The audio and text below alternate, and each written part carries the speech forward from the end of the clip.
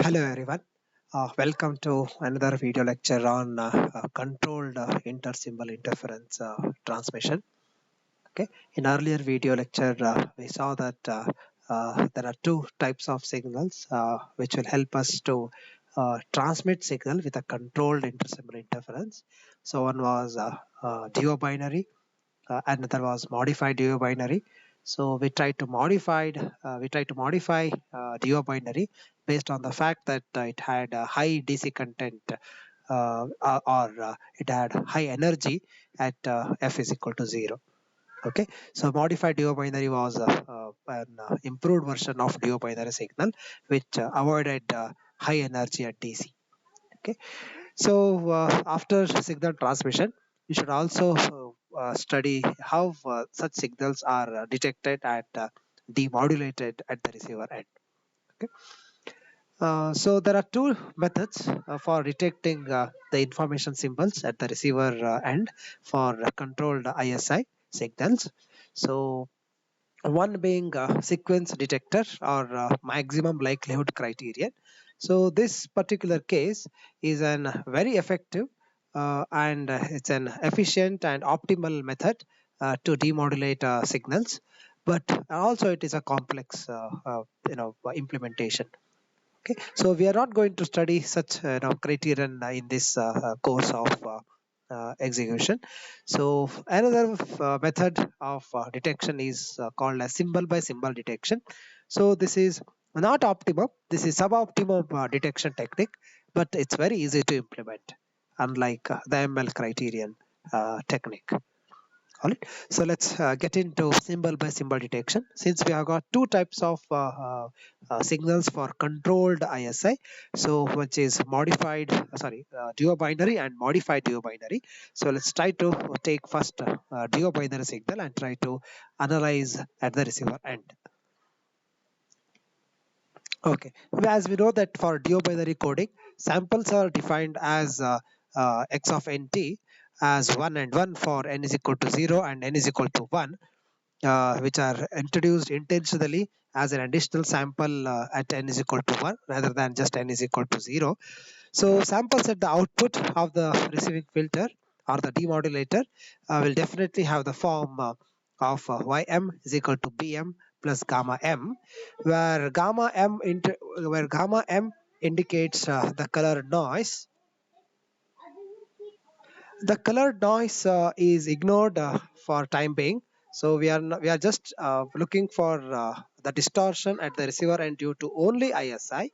So we are not going to consider white Gaussian noise as earlier.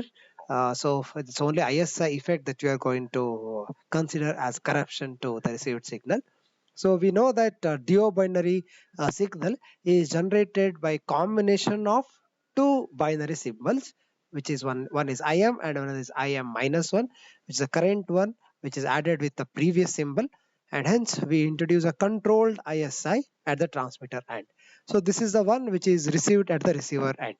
So IM plus IM minus 1 is the one which is already interfered with the inter symbol. So we are not going to consider this colored noise. So we assume that Ym is simply Im plus Im minus 1. All right. So in such case, Im, as we have seen in previous cases also, we have studying the theory on a 2PAM basis here, which can be extended to any other levels. Okay. So in 2PAM system, the transmitted sequence is either minus 1 and plus 1. Okay, so obviously as I told, gamma m representing colored noise sequence, which is ignored at this point. So since it is combination of or summation of im and im minus 1, since it's a combination of two binary signals, so the addition of those two will give us four combinations where transmitted sequence is minus 1 or 1. So the output BM or the sequence which is received at the receiver end will have three types of inputs. One is minus 2, plus 2 and 0. So since we have assumed equiprobable transmission, so 0 has got I mean, there are two occurrences of zero. There are two occurrences of zeros at the receiver end of at the front end of the receiver. So all have equiprobable. So 1 by 4 each. Since there are two zeros, 1 by 4 plus 1 by 4, which has got probability of half. Okay, so this is how we are going to designate the probabilities with equi chances of transmission and receiver and reception. All right. So how this is going to be detected or demodulated? So since it is easily seen that we are receiving this either plus or minus 2 or 0 at the receiver end. So we'll keep a reference as im minus 1. If we keep reference as im minus 1, we are going to demodulate the original one by subtracting bm and im minus 1. In the sense, so where bm is equal to im plus im minus 1, we are going to demodulate im and retaining bm on the left hand side. We take im minus 1 to the other side and we are going to subtract bm and im minus 1 to demodulate. All right. So that's how simply going to be the detection rule.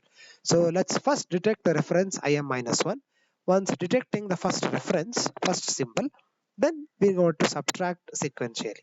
Okay, so subsequently we are going to keep subtracting in order to demodulate. But what is the problem? Although it is very simple, right? So very simple to modulate and demodulate. We have the major advantage is that we have not used any pulse shaping filter here, right? So we have just used NRZ format to transfer from bit sequence to uh, modified sequence. So otherwise we have not used any complex at the receiver as well as the transmitter. So receiver has simply subtraction of two symbols here. Right. So this is the major advantage of reception of duobinary coding. But the problem here is about the error. So if there is any error, any bit error in im minus 1, this is going to get propagated throughout throughout the sequence of the receiver. All right. So we are going. Let's try to analyze this. Let's try to understand better by taking a particular case and examples, so that this will be very evident. Okay. So the receiver architecture is very simple. So where it's a sequence at input level, two level sequence, where is plus 1 and minus 1. So you are going to add with a delayed version of it, right? So with the transmission, I mean the transmission will happen with im plus im minus 1, which is passed through ideal channel. So here the Nyquist ideal channel is a thing, but where symbol rate is equal to w, 2w, and we have not considered any wide Gaussian noise. So at the receiver it is sampled, and how it is sampled, I mean sampled and subtracted with keeping a reference as im minus 1. Okay, that's how we are going to detect at the receiver part. So this is the transmission and reception of duobinary coding. Although it has got advantage, it is the main problem with error propagation. All right. So how about modified duobinary coding? So how it's going to be, looking at the receiver end. Okay. So before proceeding with the modified duobinary, so we'll try to understand, we'll try to eliminate the problem of error propagation for duobinary case with the concept of pre-coding. Okay, this particular video lecture will deal with only duobinary coding. One is without pre-coding, another with pre-coding. So without pre-coding had problem of error propagation. So with pre-coding, it tries to eliminate that. Okay, so let's try to eliminate that error propagation by introducing a pre-coded data at the transmitter before modulation itself. So it's instead of eliminating control ISI by subtraction at receiver. So we'll try to understand with a mathematical theory behind it. Okay, so we got user binary data. So this is sequence of zeros and ones, which is going to be a modified version of it with the pre-coded data of binary data.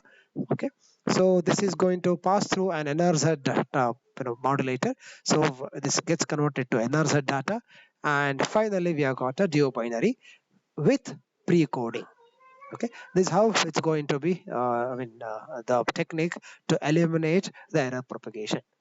So the representation of all these different levels of data is dm for incoming binary stream, and with the pre-coded binary data we are going to represent it as PM. So NRZ data is a modulation one, which is we are going to represent as IM.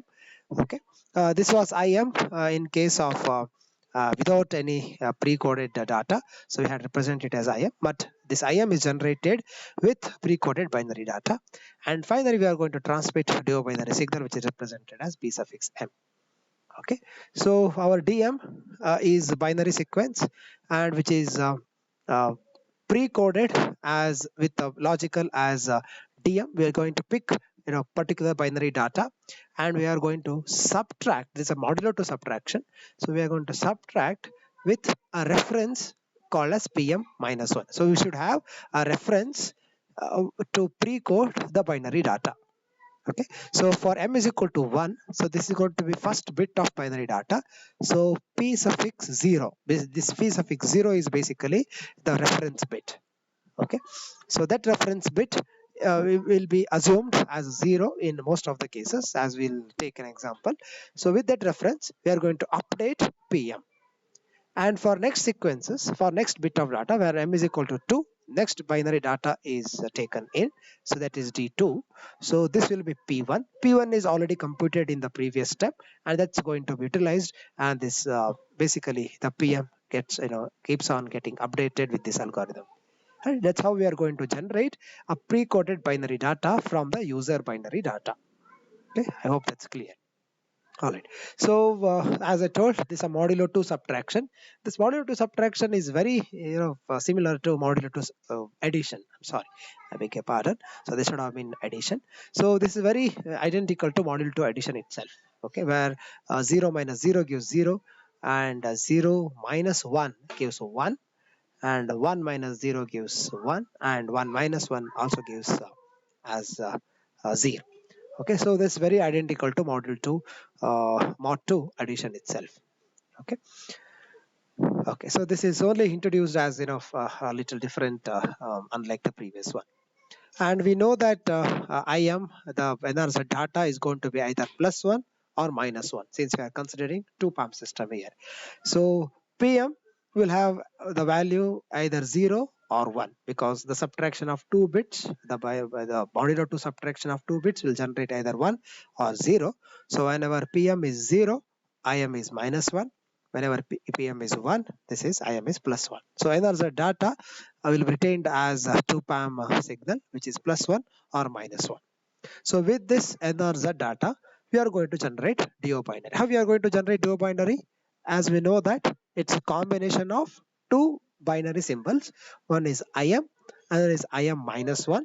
So combination of those two, the addition of those two will give us the duobinary symbol. All right. That's how we are going to generate a duobinary signal with a pre-coded binary data. Okay, so this is transmitted to the channel. Before understanding at the receiver part, let's try to understand the relation between all such representations in the transmitter itself. So since BM is IM plus IM minus 1, IM as we know that it's 2 PM minus 1. So 2 PM minus 1 as IM. IM minus 1 is 2 PM minus 1 minus 1. So the addition of those two will give us this relation between BM and PM. Okay, so 2 is taken to the other side, so this will be BM by 2, and this -1 on the other side will become +1. So that PM plus PM minus 1, so addition of these two is half of PM plus 1. Okay, and PM plus PM minus 1, that we know that PM is equal to DM minus PM minus 1. So PM minus 1 to the other side will give addition of PM and PM minus 1, which is nothing but DM. So this is the original binary data. So the original user binary data DM is nothing but half BM plus 1, which is a modulo 2 addition of signals. So one thing should be noted here is DM will have zeros and ones. PM will have again zeros and ones. IM will have either +1 or -1. How about BM? So PM and PM minus 1 either +1 or -1. Say for when both these are +1s, So when both these are plus ones, Bm going to be 2. Okay, when they are minus ones, say when Pm and Pm minus 1 are minus ones, so this is going to Bm is going to be minus 6, in the sense this is going to be minus 6 by 2, which is minus 3 plus 1, which is Dm is going to be minus 2. So we should know all combinations. So Bm is going to be either plus or minus 2. Okay, so Pm is going to be plus or minus 2, where so I'll try to explain more detail here. So Pm and Pm minus 1 will have will take values of 0 or 1. So when both are 0 0, so Bm is minus 2. When both are 1 1, it's a modulo 2 addition. So when both are 1 1, so that's 0 minus 1 is minus 2, which is Bm is equal to minus 2. So when both Pm and Pm minus 1 are equal to each other, it's going to be minus 2 or plus 2. So when these are opposite signs, when Pm is 1 and Pm minus is 0, so it is going to be 0. Alright, so Bm is either plus or minus 2 or 0. Okay, so when Bm is plus or minus 2, so when it's a plus or minus 2, we know that Dm is going to be 0, or where when Bm is plus 2, it is 1 plus 1 modulo 2 is 0. So when Bm is minus 2, it's minus 1 plus 1 is 0. Alright, so when Bm is 0, it's going to be 1. Okay, so that we know the nature of all the signals at different points at the transmitter end. So Bm is the one which is transmitted to the channel. As you know, that Duobinary signal is thrown into the channel, and we have assumed that the channel is ideal and is not corrupted by the additive white Gaussian noise or colored noise at the output of the receiver in terms of matched filter output. So it's only about the ISI, since you have intentionally introduced ISI at the transmitter itself. So we assume that Bm is received as it is at the front end of the receiver. So all we need to design the receiver logic. So how we are going to demodulate when Bm is plus or minus 2 and 0, which appears at the receiver. So the logic is very simple. So for y being the representation of the received sequence. So received sequence ym is equal to nothing but Bm in our case. Okay, so Bm, whenever it is 0, in the sense when magnitude of Bm is greater than 1, it is going to be 1. So sorry, it's going to be 0. So whenever magnitude is greater than 1, either it is plus or minus 2, the decoded sequence is 0. When it's other way, when it is less than 0, Dm is going to be 1. In the sense it could be binary 0 or binary 1. So the threshold we have set at one at plus 1, another at minus 1. So if ym is less than 1, it's going to be 1, or ym is greater than minus 1, it is going to be 1. So in all other cases, we are going to detect it as 0. All right. So this is going to be very clear or very evident when I take up in a few cases in the next video.